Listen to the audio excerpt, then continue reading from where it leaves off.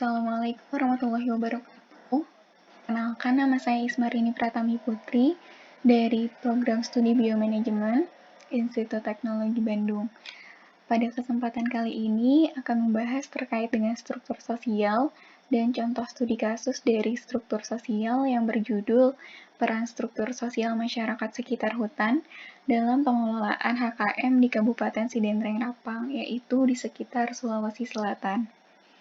Presentasi ini dibuat dalam rangka memenuhi salah satu tugas dari mata kuliah Rekayasa Sosial dalam Biomanajemen. Untuk mengawali pembahasan kali ini, kita akan memahami terlebih dahulu terkait dengan struktur sosial itu sendiri. Apa itu struktur sosial? Di sini saya mengambil pendapat dari para ahli, di antaranya George C. Human dan juga William Kornblum. George C. Human mengaitkan struktur sosial dengan perilaku elementer atau mendasar dalam kehidupan sehari-hari. Sementara William Kornblum menekankan konsep struktur sosial pada pola perilaku individu dan kelompok, yaitu pola perilaku berulang-ulang yang menciptakan hubungan antar individu dan antar kelompok dalam masyarakat.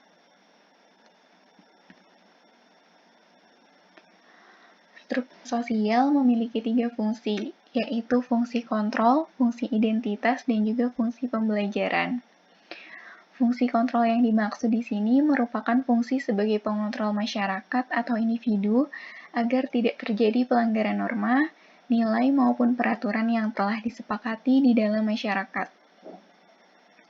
Diharapkan dengan adanya sebuah struktur dapat menjadikan jera pada masyarakat untuk tidak melakukan pelanggaran. Kemudian fungsi identitas, yakni fungsi sebuah struktur dalam masyarakat untuk menegaskan sebuah identitas dalam sebuah masyarakat. Kelompok yang ada dalam masyarakat memiliki kesamaan dalam latar belakang, budaya, sosial, dan juga ras. Sementara itu, untuk fungsi pembelajaran, yakni sebagai fungsi pembelajaran bagi individu mengenai struktur yang ada dalam masyarakat, ketaatan, kebiasaan, dan juga kedisiplinan.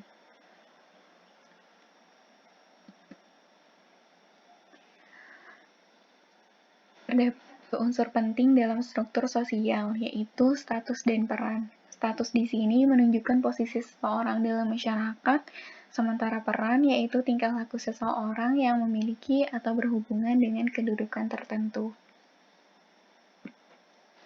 Status sendiri dapat dibedakan menjadi 3 jenis, yaitu status yang digariskan atau ascribe status, status yang diusahakan atau achieve status, dan juga status yang diberikan atau assign status. Contoh dari ascribe status sendiri yaitu anak dari keluarga bangsawan yang dengan sendirinya memperoleh status bangsawan. Kemudian contoh dari achieve status sendiri yaitu contohnya status pendidikan ataupun jabatan di suatu perusahaan yang diperoleh melalui usaha tertentu. Kemudian contoh dari assign status, biasanya status ini diberikan berkaitan dengan kepercayaan masyarakat di sekitarnya, contohnya tokoh masyarakat ataupun pahlawan.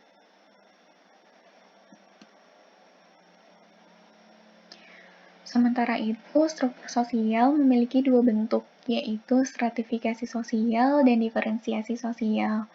Stratifikasi sosial merupakan pengelompokan vertikal yang memicu munculnya hierarki dan kelas-kelas sosial di masyarakat.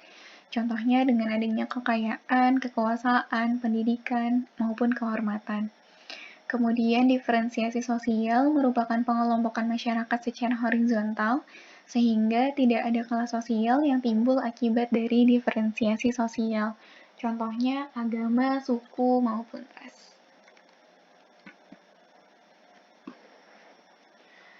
Terdapat sebagai contoh studi kasus yang dapat ditemui sehubungan dengan struktur sosial.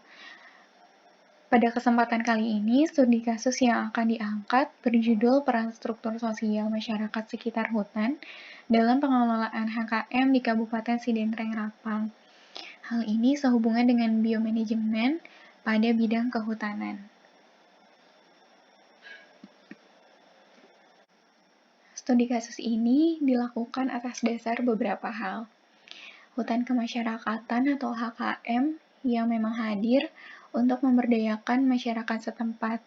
Pemberdayaan masyarakat merupakan salah satu cara untuk meningkatkan peran masyarakat dalam pengelolaan hutan. Pemberdayaan masyarakat dilakukan dengan tujuan untuk meningkatkan kemampuan dan kemandirian masyarakat sehingga dapat memanfaatkan sumber daya hutan secara optimal dan juga adil. Dengan adanya pengembangan kapasitas masyarakat dan pemberian akses dalam pengelolaan hutan, harapannya kesejahteraan masyarakat sekitar hutan dapat meningkat. Dalam hal ini, pola perilaku masyarakat juga menentukan kelestarian hutan itu sendiri. Contohnya, adanya perilaku negatif masyarakat dalam eksploitasi hutan dan pemanfaatan hutan yang dilakukan secara berlebihan dapat menyebabkan kerusakan hutan. Kemudian, masyarakat Indonesia yang tinggal di sekitar hutan tersebar di berbagai daerah yang berbeda dengan budaya yang beragam. Keragaman budaya menyebabkan struktur sosial di Indonesia sangat beragam. Unsur-unsur budaya yang dimaksud di sini terdiri atas bahasa, pengetahuan, sosial, peralatan hidup dan teknologi, sistem mata pencaharian, religi, dan kesenian. Kemudian pemanfaatan sumber daya hutan juga tidak dapat dilepaskan dari masyarakat sekitar hutan. Pemanfaatan hutan sebenarnya sering berujung pada kerusakan hutan. Hal ini dapat terjadi apabila masyarakat tidak memikirkan aspek kelestarian hutan. Pengelolaan hutan oleh masyarakat sebaiknya dilakukan dengan memperhatikan kelestarian, namun tetap dapat meningkatkan perekonomian masyarakat. Pengelolaan hutan yang dilaksanakan di Desa Betauriase yakni pola agroforestry dan pemanenan hasil hutan bukan kayu. Sekitar 10 tahun yang lalu, terjadi deforestasi yang tinggi di desa tersebut dikarenakan penebangan kayu secara ilegal yang menimbulkan kerusakan terhadap hutan yang ada di sana. Akan tetapi, ternyata beberapa tahun terakhir ini, tingkat kerusakan hutan sudah mengalami penurunan, dan hutan sudah dikelola untuk meningkatkan perekonomian masyarakat setempat.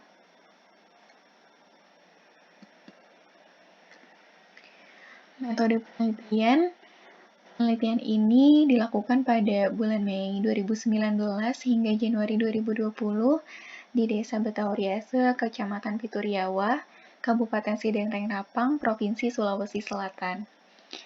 Teknik pengumpulan datanya dilakukan dengan pendekatan diagnostik melalui metode PRA atau Participative Rural Appraisal. Teknik PRA yang digunakan adalah wawancara dengan masyarakat pengelola HKM. Metode ini melakukan pengkajian terhadap keadaan desa yang melibatkan masyarakat desa secara partisipatif dalam pelaksanaan suatu kegiatan. Wawancara juga bertujuan untuk mengambil data dan informasi yang dibutuhkan sebanyak mungkin. Sementara itu, analisis data yang dilakukan melalui metode analisis deskriptif dengan tujuan untuk menggambarkan dan melihat bentuk struktur sosial masyarakat, baik status atau kedudukan dan perannya dalam pengelolaan HKM di Desa Betauriase. Kemudian hasil dan pembahasan. Yang pertama, terkait dengan bentuk stratifikasi sosial, berdasarkan hasil wawancara dengan masyarakat setempat, didapatkan 4 faktor pembentuk stratifikasi sosial, yaitu tingkat pendidikan, ekonomi, kekuasaan dan politik, serta kehormatan. Faktor pembentuk stratifikasi ini dapat lebih jelas dilihat di dalam tabel berikut. Yang pertama, ada strata sosial bangsawan. Ini Puang, Iye, Uwa, dan Ambo. Biasanya mereka berprofesi sebagai kepala desa, ataupun ada juga yang berprofesi sebagai ketua kelompok tani, maupun pengurus inti dari kelompok tani seperti sekretaris dan bendahara. Strata ini terbentuk akibat dari adanya tingkat ekonomi, pendidikan, kehormatan, serta kekuasaan dan politik. Kemudian yang kedua, strata masyarakat biasa biasanya berprofesi sebagai anggota kelompok tani. Hal ini terbentuk akibat dari tingkat ekonomi di desa tersebut.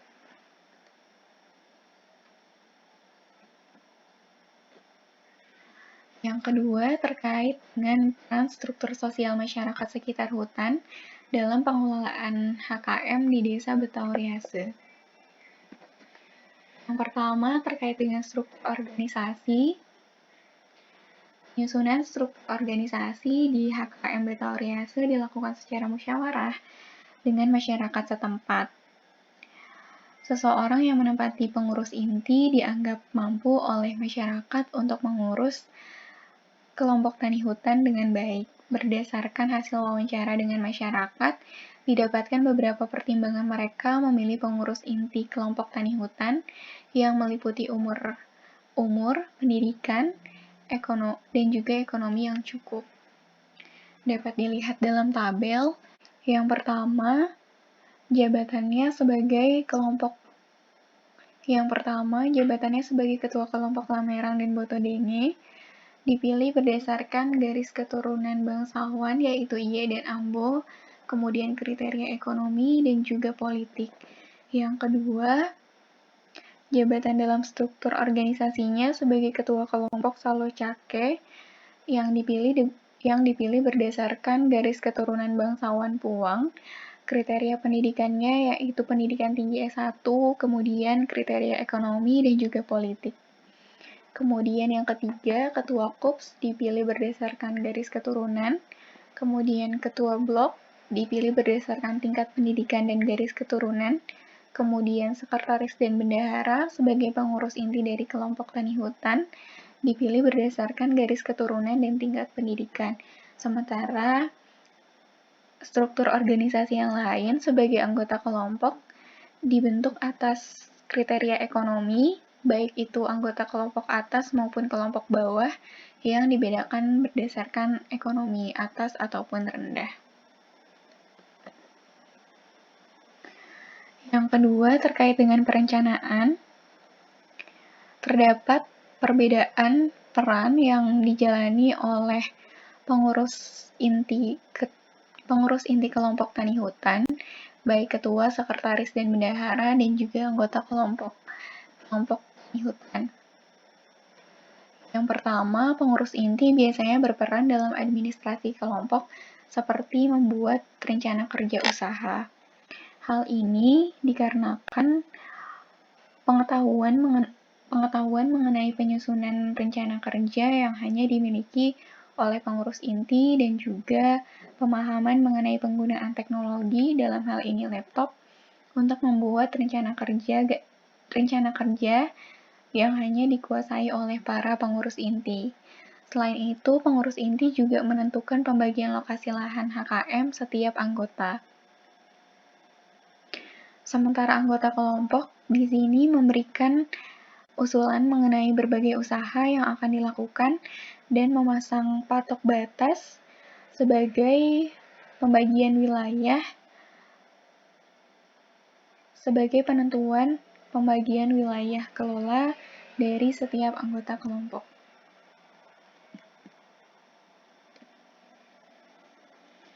Yang ketiga, terkait dengan persiapan lahan. Di sini peran dari pengurus inti, yaitu ketua kelompok, sekretaris, dan bendahara, yaitu berperan dalam memberikan bantuan dana untuk pembelian pupuk dan juga menyiapkan peralatan yang digunakan dalam persiapan lahan. Sementara itu, ketua blok berperan dalam mengkoordinir semua anggota kelompok dalam blok masing-masing. Kemudian anggota kelompok atas berperan untuk mengerjakan lahan sendiri dan menyiapkan peralatan sendiri. Sementara anggota kelompok bawah, selain mengerjakan lahan milik sendiri, mereka juga mengerjakan lahan milik anggota kelompok tani hutan yang lain, dan juga menyiapkan peralatan sendiri dan meminjam alat kepada ketua atau anggota yang lain.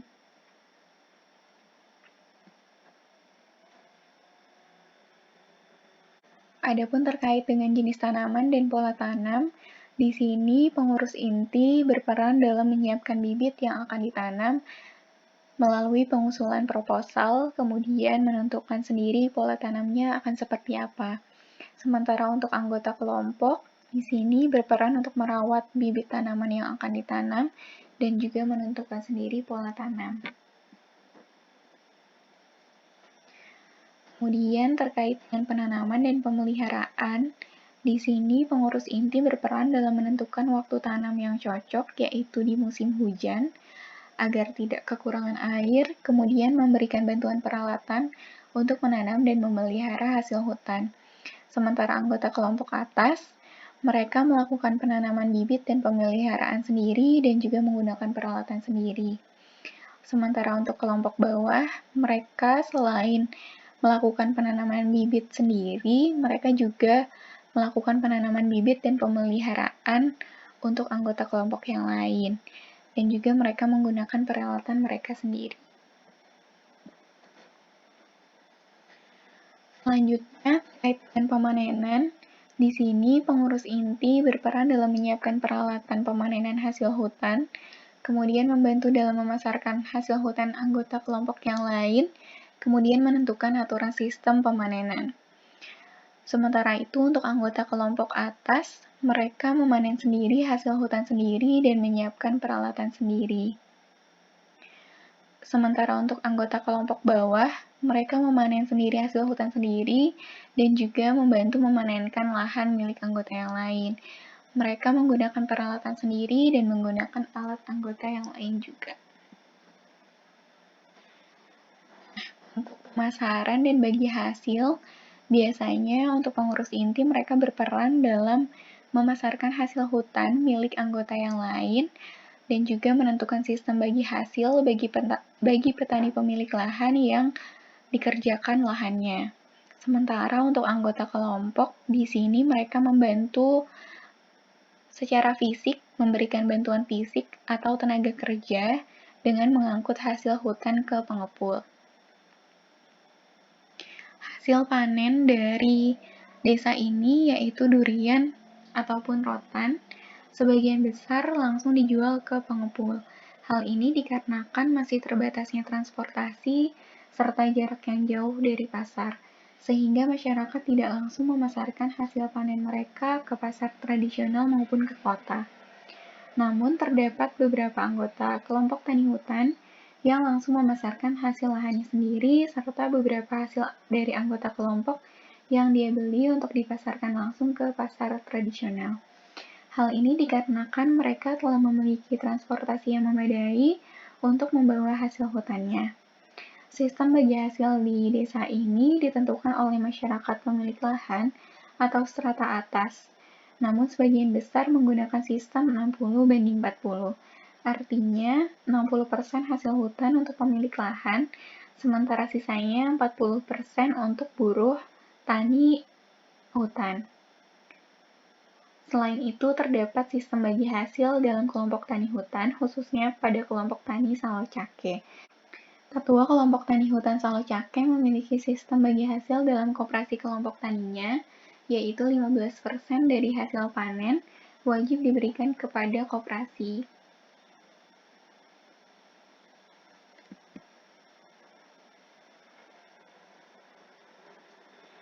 Selanjutnya, yang ketiga terkait dengan diferensiasi sosial.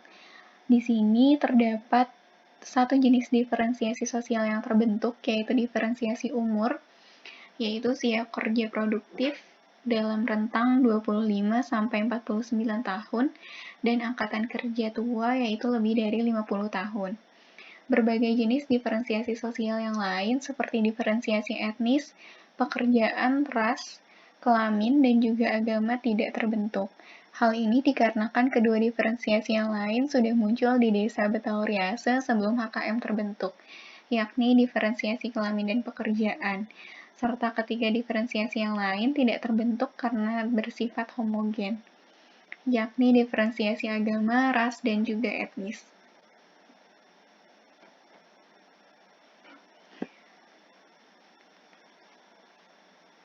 Selanjutnya, kesimpulan dari studi kasus ini yaitu bahwa setiap kedudukan yang dibentuk oleh tingkat ekonomi, tingkat pendidikan, kekuasaan dan politik, serta kehormatan, memiliki perannya masing-masing dalam mendukung pembangunan HKM di Desa Betauriase dalam setiap tahapan pengelolaannya.